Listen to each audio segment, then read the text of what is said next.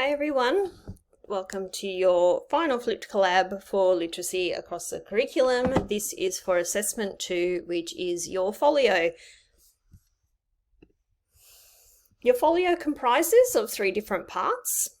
Part A is your 2 lesson plans, Part B is your rationale, and Part C is your critical reflection.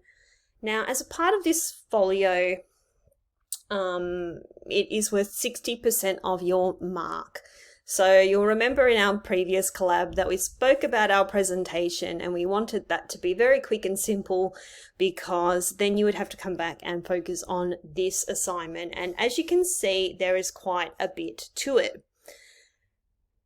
Over the next few slides, we're going to have a look at each of these areas in more detail. So we'll talk about the 2 lesson plans and we'll talk about the fact that you need to present 2 lessons of about 600 words each. We'll talk about what format you can set them out into. We are looking for something that is from the upper school for one of your assessments, and then we are looking for one that is from the lower school. Now that should say foundation to year 2. So something that's from the early years, from prep, grade 1 or grade 2. Now it does say things like 5, 6, prep 1, 2. That doesn't mean that your lesson is going to be for prep and 1 and 2. It just means that you can select a grade level from within there. So you're either going to be choosing a content descriptor from grade 5 or grade 6. Try not to make it something that's using both 5 and 6 because you just make it more complicated when it doesn't need to be. And then you'll have one from either foundation, grade 1 or grade 2. The objective of this is to learn about your specific subject area and then how you're going to connect that to literacy within that. Obviously, the subject is called literacy across the curriculum. So we're looking for evidence of literacy and always working towards literacy goals, regardless of what the main subject is. So whether it's history, whether it's science, whether it's maths, whether it's PE, whether it's music, we all have times when we're using our literacy skills, which just shows us why literacy skills are so important. Even in our PE lesson, we're getting the kids to read something perhaps off a whiteboard. They might need to read how many exercises they need to do. In music, they might be reading about a particular composer. In art, they're reading about artists and maybe different styles of art. So literacy is embedded in everything we do. Your rationale is going to be 800 words, and that's going to really explain how we find literacy across the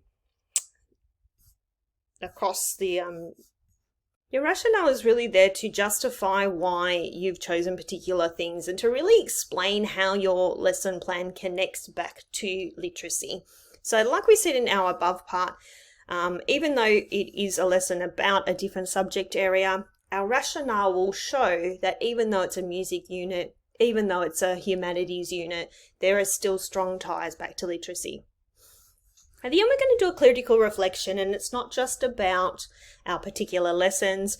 It is more of a critical reflection on what we've learned in the unit, our own connections to literacy, what we've learned from other elements of literacy while we've been at uni. So it's quite a lot broader than you might think, and that's worth 500 words.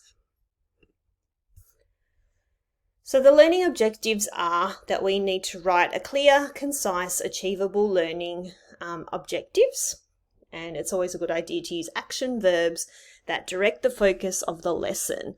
What is it that we want students to know or do?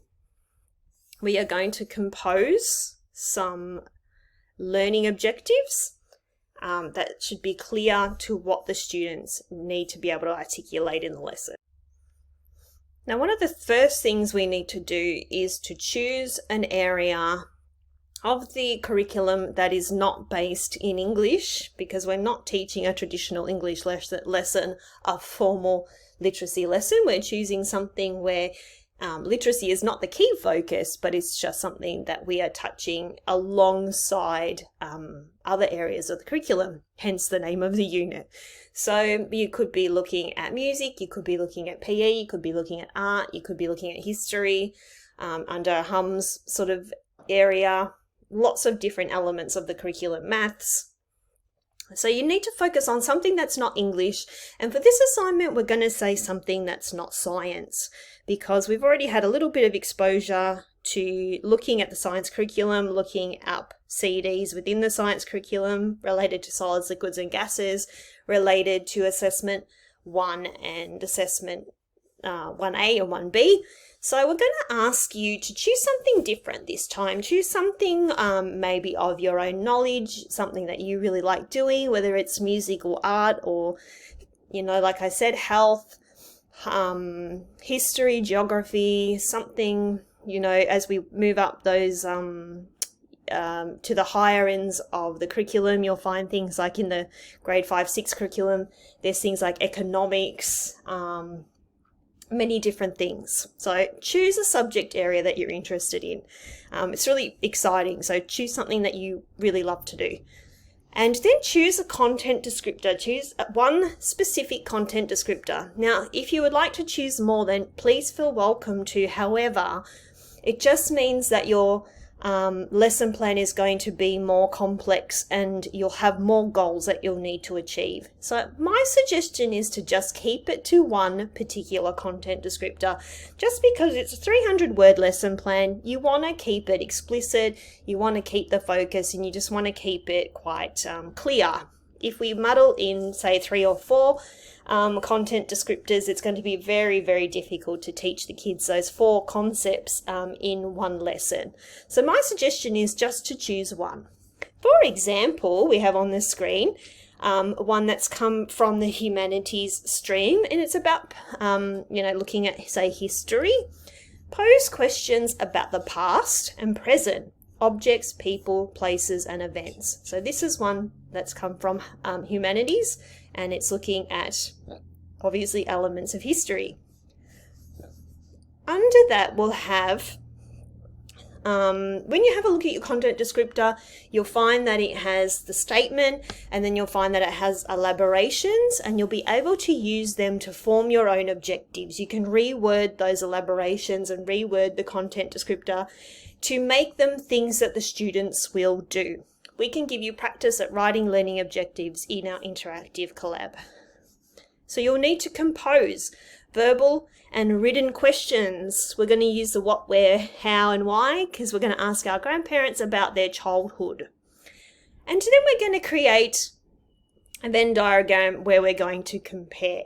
Now, our focus is history. We want to find out about people in the past, and we want to be able to write them questions so that we can find out about people in the past. This is where the literacy comes in. We're putting on our literacy hat and we're saying to ourselves, well, I do want to find out about history, but it takes literacy skills to be able to do that. To be able to achieve this content descriptor, I need to be able to interview people and have that discussion. I need to be able to compose text because I need to be able to write down their answers. I need to be able to read, decode, comprehend, to be able to process the information and then use that to make my Venn diagram and be able to synthesize the information that's been given to me in order to make a comparison. Making a comparison is part of a comprehension strategy. So there's many elements of literacy that's embedded within what the kids need to be able to do to achieve that humanities learning descriptor. Let's have a look on this next slide about exactly the process that we're going to follow. So part 1, we've got our 2 lessons. We've got our one is a 5-6 one and one is either a foundation 1 or 2. We are going to go through this process. So you might like to consider the writing genre maybe being used, if you can relate it to informational reports or narratives or persuasive text. These are just things to consider. It doesn't mean that they're relevant for every single report, but these maybe would come up in your report. You can relate it to the teaching and learning cycle, We're going to be reading texts that could support the learning content, most definitely. How can you use multiliteracies and ICT, and how we are going to assess those literacy components. First thing we need to figure out is what I've already explained to you. We need to choose a subject area. Is it HUS? Is it maths? Is it the arts? Is it technology? Is it PE?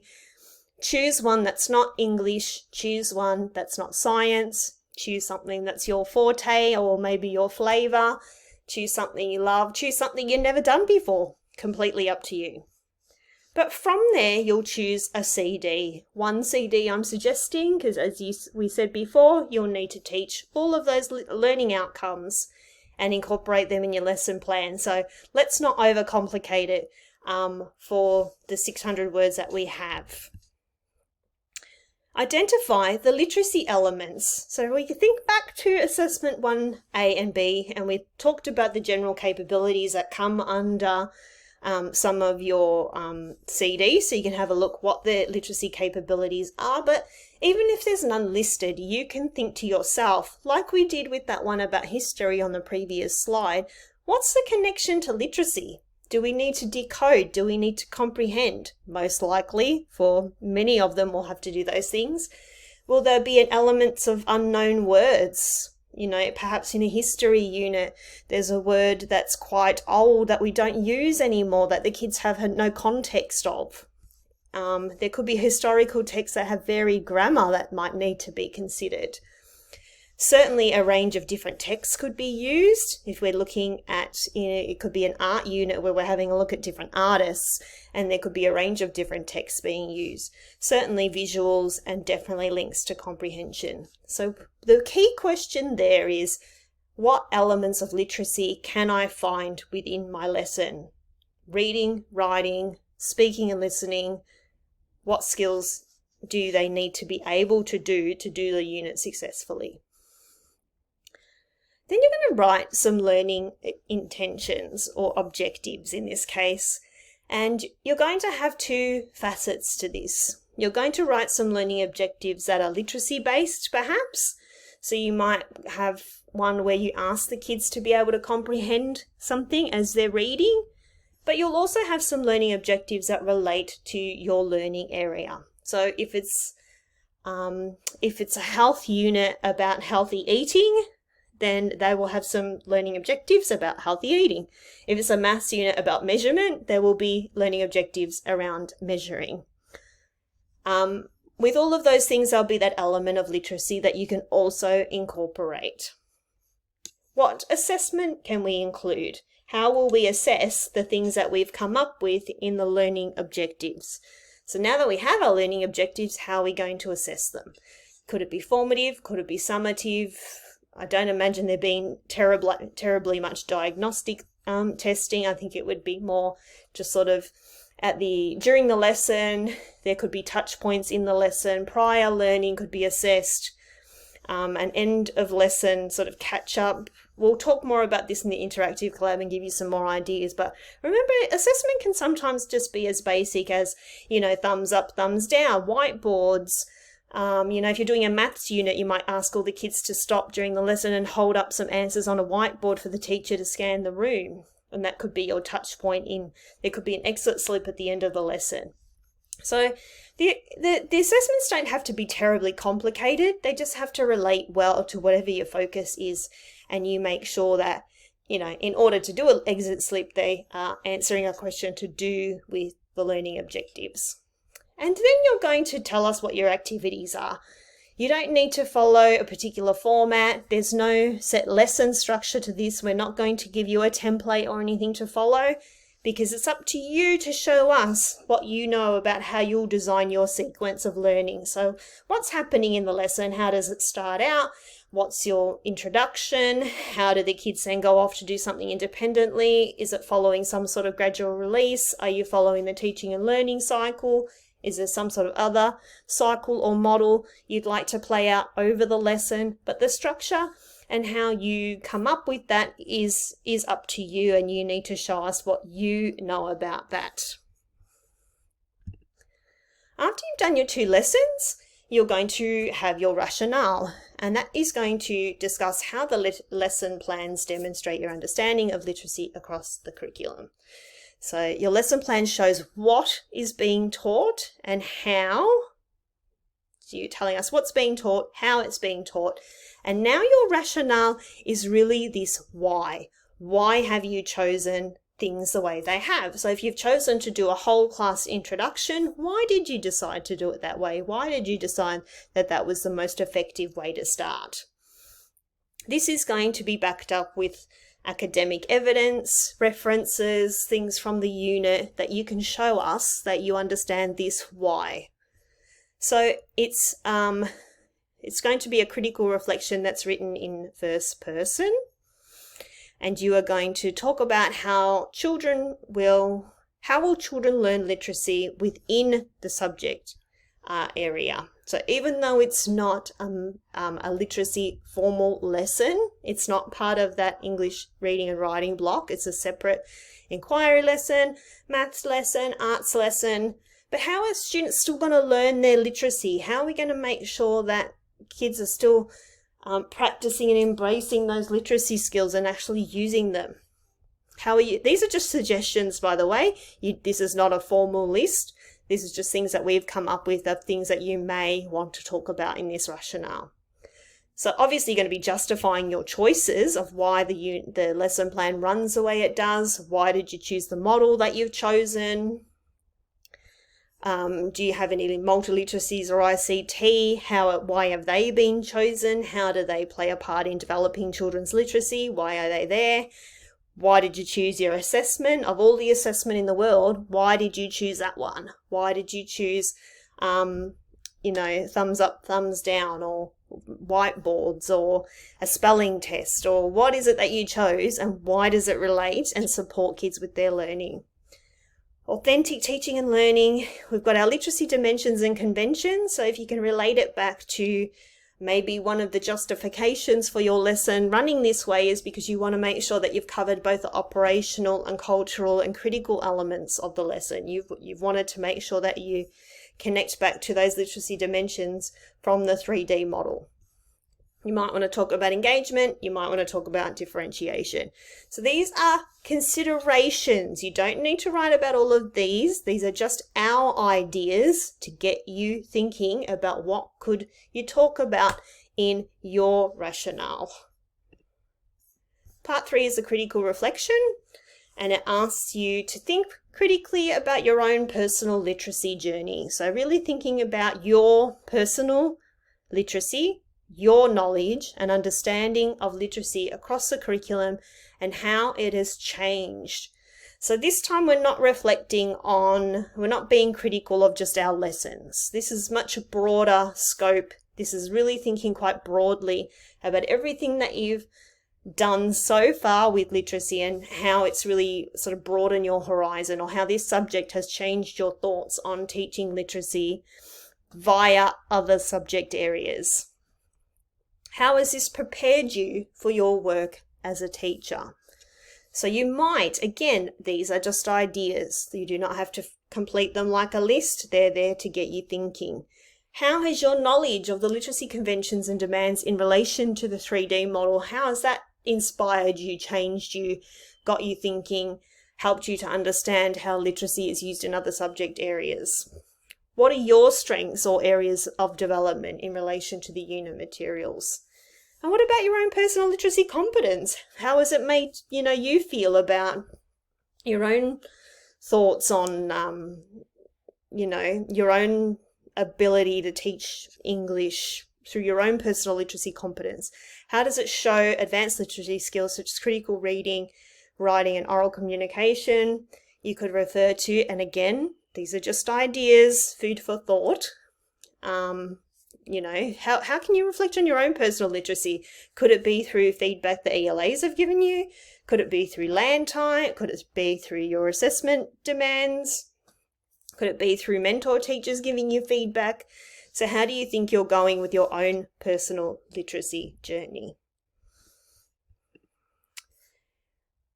Getting back to the rationale just before we finish, Here is an example that I just wanted to include in our slides because it talks about the fact that even though it is a music unit, this person has used a music unit, they have connected to things like how it supports literacy.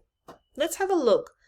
Additional visual supports such as symbols for beats and rhythms assist visual decoding processes and therefore literacy skills. Visual elements such as symbols, letters, words, and notation are part of both literacy and music and engage visual memory and support students in making meaning of texts. So they've got a citation, they're talking about music, but they're talking about how literacy can be supported through music and how you can do whatever you're doing alongside in your music lesson is helping to follow up with literacy and make connections to like reading symbols and reading and being able to make connections to symbols of notes and writing.